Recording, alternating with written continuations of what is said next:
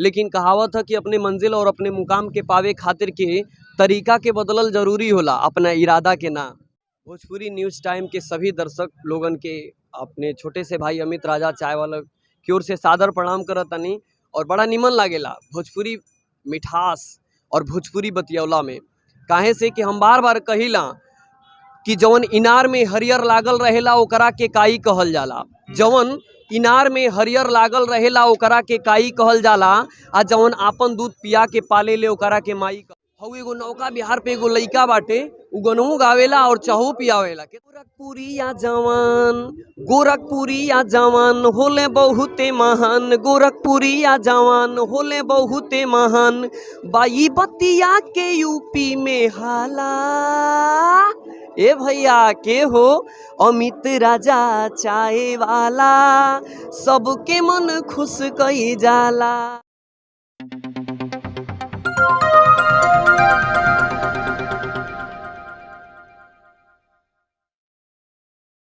नमस्कार, रुआ देखा तनी भोजपुरी न्यूज़ टाइम। हम समूह सेवक गोरखपुर के नौकायन केंद्र में मौजूद बानी। नौकायन केंद्र ऐसन जगह जहाँ पे अइला के बाद लगला कि हम कौन और दुनिया में आइल बानी। शाम के समय बा बड़ी भीड़ बा, खचाखच लोग भरल बाना और पर्यटन स्थल बा गोरखपुर में। क्योंकि एक हमारे पीछे फ्रेम में नजर आवता अमित राजा चाय वाला, क्योंकि चाय का एक ऐसा क्रेज इस समय चलल बा वो कुल्हड़ में। और चूंकि बता दें कि देश के प्रधानमंत्री जब से ही वक्तव्य दिलन और जब से देश में एक मैसेज गई कि देश के प्रधानमंत्री चाय वाला, तो चाय बेचला से केहू परहेज नहीं के करत। चाय बेचला से डॉक्टर परहेज नहीं कर, इंजीनियर नहीं के करत। अब MBA चाय वाला देख लें, गोरखपुर में यही पत्रकार चाय वाला देख लें, यही गायक अमित राजा चाय वाला देख लें। जहाँ हम खड़ा बानी एक ऐसा हब बन गई, चूँकि चाय का ऐसा क्रेज कि देश भर में अब चाय के दुकान बड़ी धड़ल्ले से वो कुल्हड़ वाला चाय। तो अमित राजा चाय वाले के दुकान पे यहाँ गोरखपुर के सांसद रवि किशन भी चाय के चुस्की ले चुकल बाना। यहाँ पे खेसारी लाल बॉलीवुड भोजपुरी के बढ़िया सुपरस्टार कलाकार हवन, वो यहाँ पे चाय के चुस्की ले चुकल बाना। तो सवाल हुई अमित राजा से कि चूंकि वायरल गोरखपुर, फेमस गोरखपुर, अमित राजा फेमस, तो का चाय से फेमस कि अपने गायकी से फेमस? सबसे पहले हम यहाँ पे अली तो हमार तो शुरू से ही बचपन से ही एक ध्येय रहल कि हम फिल्मी दुनिया में अपने कलाकारी से जो है कि लोगन के दिल में जगह बनाई। लेकिन कहावत है कि अपने मंजिल और अपने मुकाम के पावे खातिर के तरीका के बदलल जरूरी होला, अपना इरादा के ना। और सबसे पहले जब भी आप भोजपुरी न्यूज़ टाइम के सभी दर्शक लोगन के अपने छोटे से भाई अमित राजा चाय वाला की ओर से सादर प्रणाम करतनी। और बड़ा निमन लागेला भोजपुरी मिठास और भोजपुरी बतियौला में, काहे से कि हम बार बार कहिला कि जवन इनार में हरियर लागल रहेला ओकरा के काई कहल जाला। जवन इनार में हरियर लागल रहेला ओकरा के काई कहल जाला, आ जवन आपन दूध पिया के पाले ले ओकरा के माई कहल जाला। और जवन हर समय हर वक्त अमित राजा चाय वाले पर आप लोग प्यार दुलार दर्शाइला ओकरा के गोरखपुरिया भाई कहल जाला। अमित राजा गोरखपुरिया, चूंकि आपके कभी संकोच नहीं किया लागल कि आप एक कलाकार हैं, तो फिर चाय के दुकान से कला का कनेक्टिंग कैसे हो पावेला एक बताएं। देखिए, जौन अमित राजा चाय वाला शब्द बा उ अमित हमार नाम है, और राजा जौन बा हम एगो नाटक में काम कैले रहली, जौना नाटक के नाम रहल अंधेर नगरी चौपट राजा, टके सिर भाजी टके सिर खाजा। तो अपने कलाकारी से लोगन के दिल में जगह बनौली। तो पब्लिक जब ताली लोग गड़गड़ौलस तो फिर हम वहीं से कहीं चली फिल्म इंडस्ट्री के दुनिया में अमित राजा के नाम से। और नौका बिहार पे हमारे स्ट्रगल का कहानी चाय वाले से शुरू हो गई। तो तीनों कंसेप्ट क्लियर हो गए, अमित राजा चाय वाला। अच्छा, अमित राजा चाय वाला का जौन सपना आपके रहे, जैसे फिल्मी दुनिया में जाए के, गायकी तो आप मान ली करते बानी, साथे साथे एक स्ट्रगल करते हैं और अपने अर्थव्यवस्था की भी मजबूत करते हैं, तो का फिल्म में भी आपका यात्रा भइल कुछ और गायकी के मुकाम कहाँ तक पहुँचे? देखिए, कहावत है कि कौनो भी काम होला एक ही काम हो सकेला, चाहे दुकानदारी होके चाहे कलाकारी होके। लेकिन हम सबसे बेहतर अपना दुकानदारी से मानीला कि काहे से कि जौन भी आज लोगन के दिल में जगह बाटे, आज लोगन के दिल में एगो चर्चा का सबब बाटे, तो हमरा दुकानदारी से बा। तो सबसे पहले हम दुकानदारी के वरीयता देली, ओकरा बाद में कलाकारी के वरीयता देली। जे चाय पिएला, जे चुस्की ले लेला चाय का आपके 10 में 10 नंबर दे पावेला?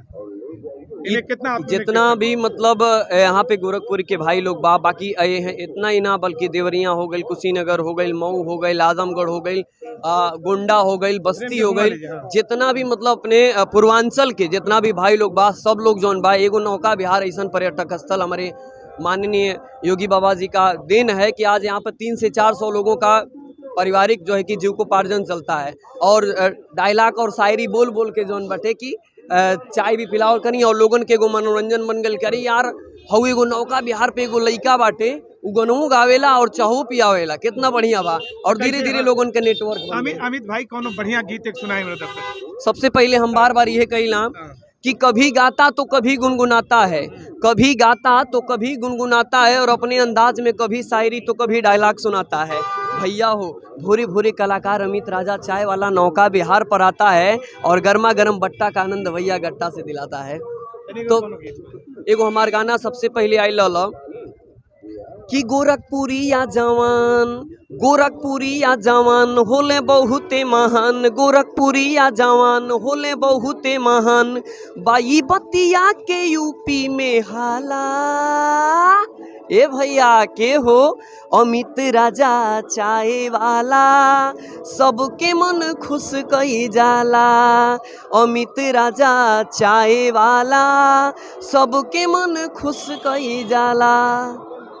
आज फूल माला से सजोले बने, आज कुछ विशेष बता। देखिए जौन बटे की बहुत सारे भाई लोग भी आवत रहल, तब लोगन के लगे कि अमित राजा आप लोग इतना प्यार दुलार दे देनी कि अब हमके लगल कि बहुत सारा लोग सेल्फी ले, तो बड़ा हमके अभिन्न लगे कि मतलब हाँ कि कुछ नया करे के चाहिए। और हमेशा परिवर्तन ही प्रकृति का नियम है, और हमेशा अपने आप के हर साल में हम अपडेट करत रहिला और हर साल में प्रयास करब। और हमार नौका बिहार पे जब 5 साल पे हो जाई तो प्रयास रही कि कुछ 5 साल में जय जयकार कइला अपने कलाकारी के अंदाज में। धन्यवाद, आप ऐसे बनल नहीं। और देखिए अमित राजा चाय वाला, चर्चित चाय वाला और सबका चहेता चाय वाला, सबके खुश करे वाला चाय वाला। गोरखपुर में नौका विहार पे अमित राजा चाय से आपन स्ट्रगल करत नजर आवता।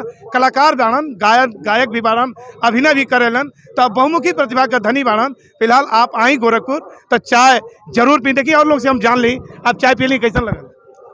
हम आजमगढ़ जिले से आए हुए हैं, संजय मोदनवाल। अमित राजा जी का चाय जो है, चाय का चुस्की जो है, माननीय योगी जी के क्षेत्र में यहाँ आए हुए हैं नौका बिहार में। चाय पीने के बाद एक नई ताजगी, एक नई उमंग, एक नई ऊर्जा राजा भैया ने दिया है। मैं उनको बहुत बहुत बधाई देता हूँ। और इनकी चाय जो है उत्तर प्रदेश क्या वर्ल्ड में फेमस रहे, मेरी यही मनोकामना है। धन्यवाद। देखिए आजमगढ़ से आयल बनन चाय मोदनवाल जी, और बड़ा शुभकामना। आपका क्या नाम बा? सबसे पहले रघुआ लोगन के प्रणाम। हमार नाम राइटर लेखक जोन भी कहल जाए रवि गोस्वामी बा। भाई भी हमारे राइटर, हमें दोनों लोग संगे लिखीला। आप लोग अमित भाई के गाना में भी योगदान देखल जाई, आगे आवे वाला समय में अमित भाई के गाना में भी हमनी के कलम बोली। कैसा लिखे ली आप? हो तरह के गाना लिखे ना ओ तरह के ना। हमन के गाना एक ठे फेमस भइल रहुआ कि गोरिया आके बैठ जा। अच्छा, ले चलब नौका बिहार, गोरिया आके बैठ जा। कहाँ बैठी? गोरिया साइकिल पे। गाना आप देखल जा। साइकिल नहीं तो हमनी का है, हमनी के जमीन से जुड़ल इंसान बाटी ना, तो हमनी के बड़ा बड़ा खाब ना देख सकेला। यही एक ठे हम अपने गाना के 2 लाइन सुनाइब। सुनल जाए कि तोहार याद आवे हो, तुहार याद आवे हो पूर्वा बयार जैसन। अच्छा। तुहार याद आवे हो पूर्वा बयार जैसन। अब फरवरी महीना चलता, ये सबके छू जाई कि तुहार याद आवे हो पूर्वा बयार जैसन। तू बदल गईलू गोरी सरकार जैसन, तू बदल गईलू गोरी सरकार जैसन। बड़ी उम्दा लाइन बा आपका भाई।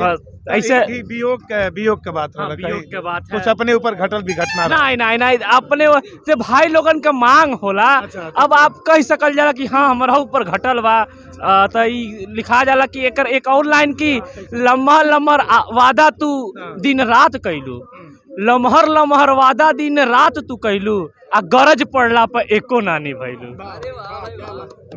तमाम देखिए गीतकार लोग बना, नया ऊर्जावान गीतकार, नए तरीके के रचनाकार, जे समाज के कुछ लिखा था देता और गुदगुदावा था, ते तरह के लोग बा। थोड़ा और हम आपसे अपडेट हैं तो कैमरा काटी फिर से लिए जाइए अलग से। आप आयल बनी आजमगढ़ से भैया के साथ है, तो आप चाय पिए ली ना, यहाँ गोरखपुर में कैसा लगा आपको? बहुत अच्छा चाय था। सुबह से सर में दर्द था और यहाँ पे आने के बाद अमित राजा जी का चाय पी के एकदम दिमाग ठंडा हो गया। जी जी नहीं तो जी। एक बालक आयल बना, का नाम बा आपका? अथर्व। अथर्व जी, कैसन लगल गोरखपुर आके? अच्छा लगा। गोरखपुर अच्छा लगल? हाँ। फिर आवे के मन करी? हाँ। देखिए तमाम लोग चाय पियलन है, तमाम लोग अमित राजा के चाय के साथ आनंदित भइलन है और सब लोग बहुत मस्त रहलन चाय पी के। तो गोरखपुर आई सके और अमित राजा के चाय पी और मिठास जौन बा कुल्हड़ के जौन चुस्की बा ओकर आनंद भी लें। तमाम लोग यहाँ आवता, रउआ भी आई। देखत रही कैमरा पर्सन मनोज संगम समूह देखत रही भोजपुरी न्यूज़ टाइम।